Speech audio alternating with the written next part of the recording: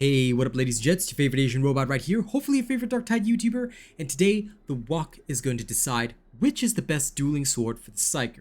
People have been asking me about doing weapon comparisons for a very long time, but at first I tried to shoot videos doing weapon comparisons across different weapon types.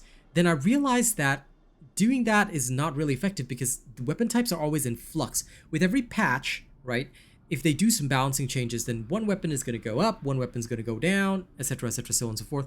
Also, playstyle matters a lot when it comes to these weapons. However, I realized that comparing weapons within their specific weapon type, for example, dueling swords to other models of dueling swords, is probably a better way of doing these videos. That way you understand which model is the ideal for you and for what you want to achieve. If you like this type of video, guys, I'm going to ask you to do one thing. Like this video and comment below. Tell me which weapon type you want me to compare next, because I will happily do these comparisons for any weapons that you guys want me to showcase, on video. Okay? So I decided to start this with dueling swords because why? I'm a psyker. Dueling swords are my bread and butter right now, especially after the recent changes to the force swords. The force swords are no longer, king of the game because they no longer have unlimited dodges. So now the dueling swords are basically the main weapon of any psyker simply because of their power. Their raw power is insane. All right? So let's get right into this. How do these dueling swords compare to each other, and which is the right one for you? Let me vanish. Okay. I know you guys love me doing that, all right? If you don't love me doing that, don't tell me. Okay? Because I'm going to keep doing that. Now, jokes aside, all right, let's get into this. Let's talk about each of the dueling swords. The Mark IV and the Mark II share the exact same stats: damage, cleave damage, mobility, finesse, and penetration.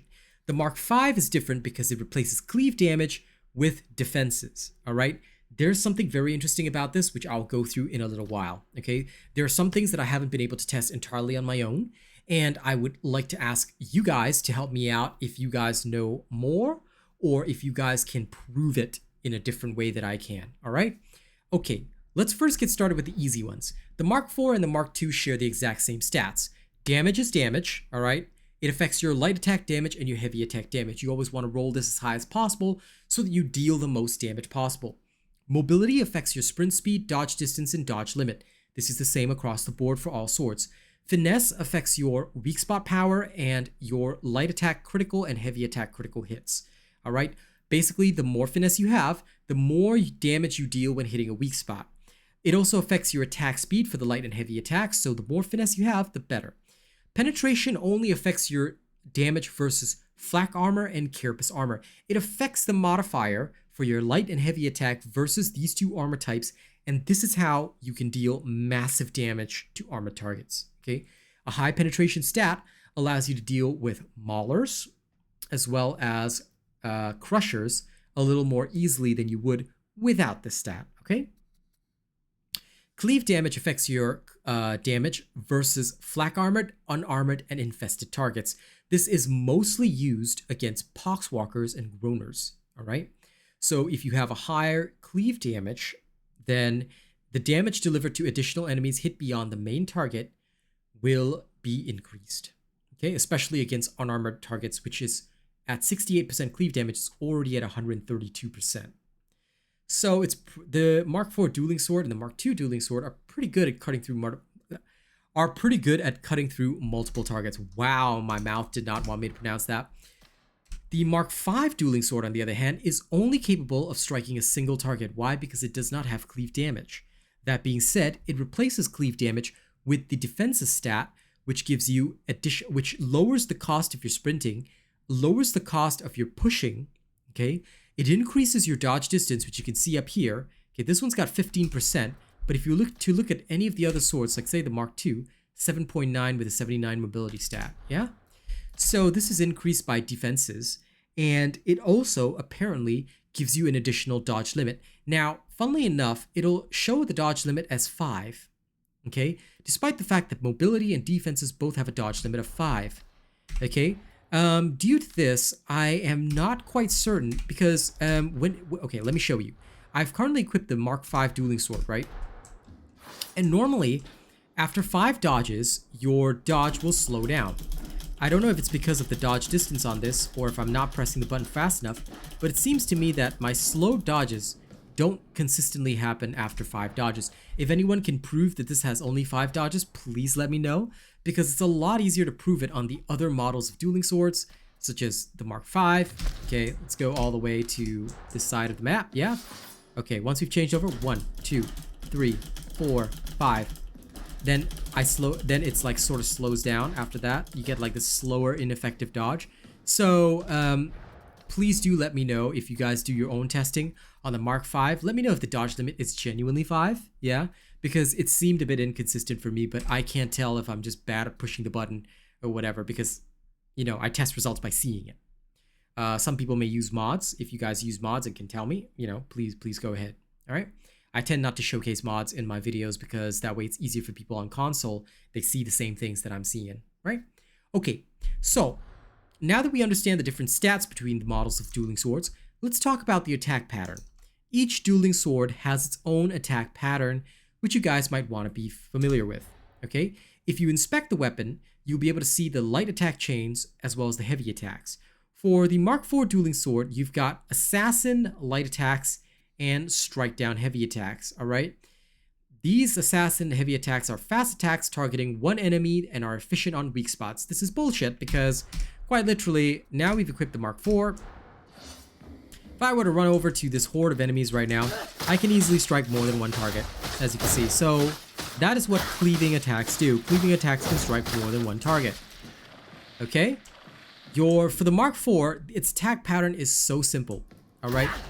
Every light attack in the chain is just that. It is a simple sweeping attack that can hit multiple targets at once, okay? You can upside multiple targets on the head, okay? Like so. Now, it's a bit more difficult when these enemies are, you know, all spread out. But you push them together and it gets a lot easier to show you the cleaving, yeah? For the heavy attack, it is a simple and deadly stab. This deadly stab is actually highly effective against armored targets. Bada bing, bada boom. You can actually strike the weak spot of the Mauler even without perks or blessings and have a fairly good time, you know, hitting it in the head. Okay. As you can see, the body actually takes less damage than the head does, simply because the weak spot multiplier is so huge, even with the lowered multiplier on Carapace armor. Okay, this difference can be seen if you were to stab, say, the body of the Crusher. 200, head is definitely 700. Okay, which is why a lot of people use stab special, stab special, stab special, kind of like that. Yeah. Okay. Of course, it still does massive damage against Ogryns, even though there's no modifier against unyielding. The heavy attacks themselves just deal high damage, and last but not least, it does pretty well against maniacs. As you know, you've probably seen me one-shot some beauties with a stab to the head. Yeah, with warp charges and all that, it is quite possible. Warp charges and, of course, the right perks, blessings, whatnot, it is possible to actually one-shot a beauty, which is, again, why I love my Mark IV dueling sword, okay? That is the attack pattern of the Mark IV covered. Let's talk about the attack pattern of the Mark II. The Mark II, okay, has a slightly different attack pattern. The first attack, if I'm not wrong, is still a stab. The second is a Vanguard Slash, which is a wide attack that damages many enemies at once. The base light attack should be the same. It is an assassin chain. Let's go see whether or not this is true. Yes, indeed, you can cleave through multiple enemies with your attack chain, yeah? And the Mark II, to me, in my opinion, seems more efficient. A little more efficient than the Mark IV, but quite frankly, they are both the same. Like, theoretically, they should both be the same in terms of their light attack pattern. Where they differ is their heavy attack pattern. The first is a stab, the next is a swing. Stab and swing, okay? Stab and swing. I personally don't like it because the second attack, let's remember how I was, sorry, didn't mean to kill that guy. Let's get him back. The first one will deal pretty much the same thing, same kind of damage that the Mark IV does, but the second one does not.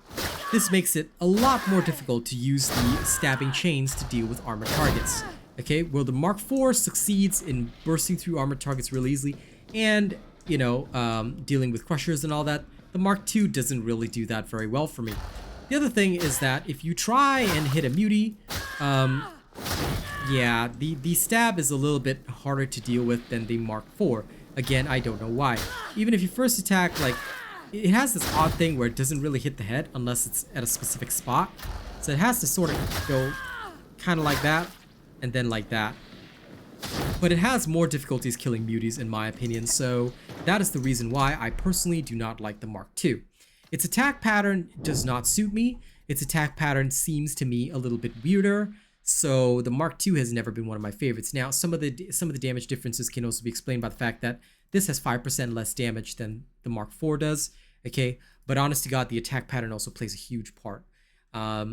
So while muties may not show as much difference compared to the Mark IV, the other, like the Crushers, the Maulers, they do show a lot of difference, which is why the Mark IV for me is preferred. My heavy attacks are for dealing with heavy targets, and my light attacks are for dealing with light targets. Whereas the Dueling Sword Mark II is a bit of a mixed bag with the same stats, so yeah, wasn't really my thing.